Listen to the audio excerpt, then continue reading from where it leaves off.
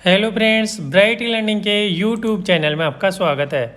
जी हाँ फ्रेंड्स, आज हम देखेंगे कि जीएसटीआर जो 3B होती है वो रिटर्न कैसे भरी जाती है और कौन कौन से डेटा उसके अंदर शो होता है और डेटा कैसे आता है। तो फर्स्ट यहाँ पे स्टार्ट करते हैं। सर्विस में जाना है, सर्विस के अंदर रिटर्न्स में जाना है, रिटर्न्स के अंदर रिटर्न डैशबोर्ड पे जाना है। रिटर्न डैशबोर्ड पे जाने के बाद यहाँ पे फाइनेंशियर सेलेक्ट करना है। तो फाइनेंशियर यहाँ पे 22, 23 दे रखा है, क्वार्टर दे रखा है फर्स्ट और अप्रैल टू जून। और यहाँ पे मैं मई की रिटर्न भरता हूँ, तो मई की रिटर्न फाइल करने के लिए मई सेलेक्ट करना है और सर्च पे क्लिक करना है। ये पार्टी मंथली बेसिस पे है, तो यहाँ पे क्या है, GSTR1 ऑलरेडी फिल है। अगर मान लो ये क्वार्टरली बेसिस पे होते हैं यहाँ पे, तो उनको क्या है, स्टार्टिंग के 2 महीने में IFF फिल करना होता और 25 तक उनको पेमेंट करना होता, और लास्ट क्वार्टर जब एंड होता जून, तो वहाँ पे उनको GSTR3 फिल करनी होती। लेकिन मंथली के केस में हर महीने GSTR1 फाइल होती है और हर महीने GSTR3 फाइल होती है। उस केस में IFF फाइल नहीं होता, तो यहाँ पे 3B फाइल करेंगे। सबसे पहले यहाँ पे डेट दे रखा है, जो 3B की डेट है वो 20 जून है, और यहाँ पे मंथली रिटर्न GSTR3 लिखा हुआ है। और फर्स्ट यहाँ पे जाएंगे प्रिपेयर ऑनलाइन पे। प्रिपेयर ऑनलाइन पे जाने के बाद यहाँ पे दे रखा है, do you want to fill nil return, क्या आप नील रिटर्न भरना चाहते हो। अगर नील रिटर्न भरना है तो यस करेंगे, नेक्स्ट करके OTP से वेरीफाई कर देंगे। लेकिन इस केस में नील रिटर्न नहीं है, तो यहाँ पे नो सेलेक्ट करेंगे और नेक्स्ट कर देंगे। नेक्स्ट करने के बाद यहाँ पे टेबल 3.1, 3.2, 4, 5, 5.1 ये टेबल है। फर्स्ट दे रखा है table 3.1, tax on outward and reverse charge inward supply, मतलब जो भी सेल होगी, चाहे वो RCM हो या नॉर्मल हो, उसकी डिटेल पूरी यहाँ पे फिल करनी है। तो ये डिटेल ऑलरेडी जो GSTR1 फाइल की है उससे ऑलरेडी डिटेल यहाँ पे आ जाती है। अगर मान लो GSTR1 में जो डिटेल आपने फिल की है वो डिटेल आपकी बिल्कुल सही है, तो यहाँ पे आपको कंफर्म करना है, या इसमें अगर कुछ चेंज करना है तो आप यहाँ पे चेंज भी कर सकते हो। लेकिन चेंज के केस में आप यहाँ पे चेंज करते हो और कंफर्म करोगे तो ये जो टेबल से ये रेड हो जाएगी, मतलब आप इसमें चेंज नॉर्मली नहीं कर सकते। अगर फिर भी आप चाहो तो कर सकते हो, कंप्यूटर यहाँ पे आपको मना नहीं करेगा।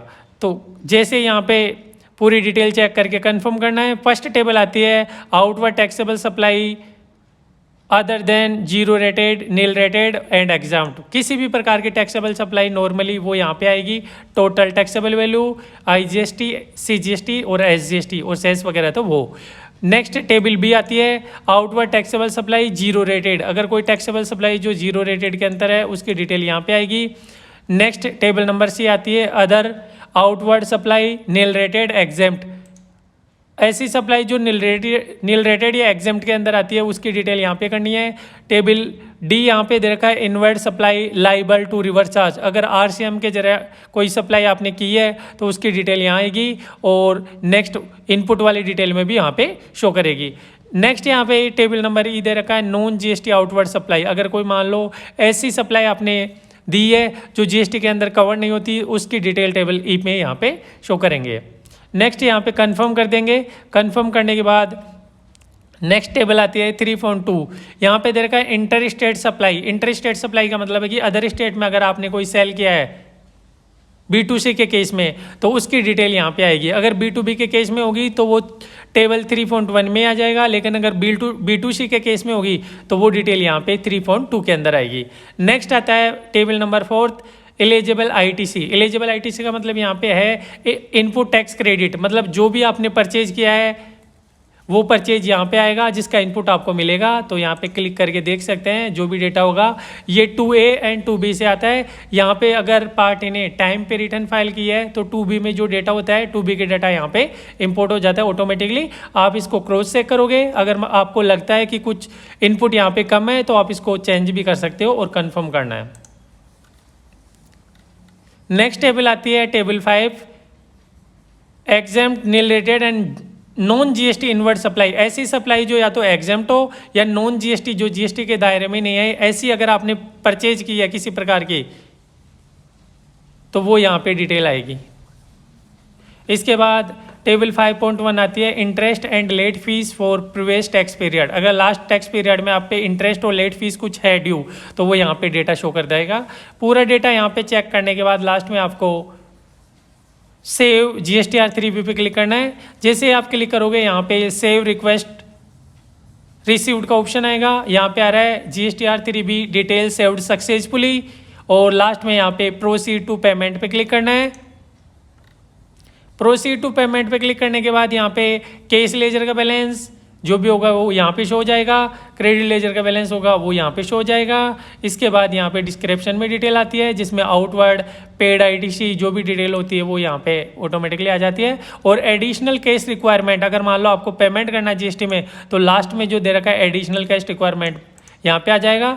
जो भी केस यहाँ दे रखा है उसके लिए आप क्रेडिट चालान कर सकते हो। और ऑलरेडी अगर आप पेमेंट कर चुके हो तो आपको Mac payment post credit ledger पे जाना है। क्लिक करने के बाद यहाँ पे यस करना है और यस करने के बाद प्रोसीड टू फाइल पे क्लिक करना है। प्रोसीड टू फाइल पे जैसे ही क्लिक करेंगे वहाँ पे OTP का ऑप्शन आएगा। OTP से आप यहाँ पे GSTR 3B फाइल कर सकते हो। जैसे यहाँ पे GSTR 3B फाइल करोगे उसमें जो स्टेटस होगा वो फेल्ड बता देगा। तो इस प्रकार से GSTR 3B रिटर्न फाइल की जाती है। GSTR 3B जो रिटर्न होती है उसमें सेल्स की डिटेल आती है और परचेज इनपुट की डिटेल आती है। इसके अलावा टैक्स वगैरह कुछ बन रहा है वो डिटेल आती है। इंटरेस्ट लेट फीस वगैरह कुछ है तो वो डिटेल भी इसके अंदर शो करनी होती है और लास्ट में फाइल कर देते हैं।